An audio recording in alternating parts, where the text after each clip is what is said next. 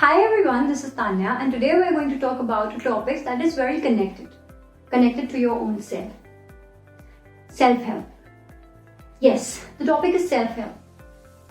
I know we often do not want to put in a lot of efforts to come out of a situation because we feel that we're not in a condition to do so. Whenever we're into something, we just feel that this thing is not for us, we don't belong here, and that we can never come out of it. We start blaming destiny, we start blaming people, but we don't look into ourselves for the light that has always been there. We don't help ourselves.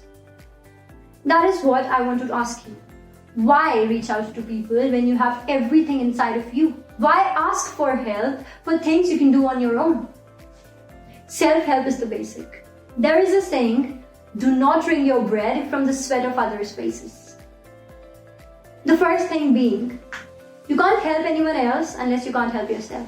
And when you help yourself, when you're in a position to take yourself out of anything, then only you can take some other person out of the same shit.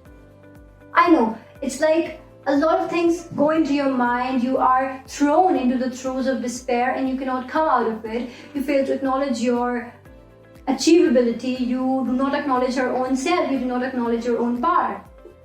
But whenever you are surrounded by negativity, whenever you're surrounded by things you cannot get over, whenever you feel like you can't do this and anyone who would be with you will help you do this, please sit down, look into the light that has always persisted inside of you and ask yourself, is this the thing your power cannot hold?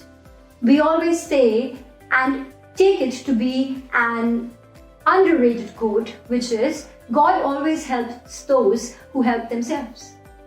It's really very true. We've stopped being adherent to this topic more because we have found it very conventional. But it's very true in the lives. Unless you don't have the power to help yourself, nobody can pick you out of anything.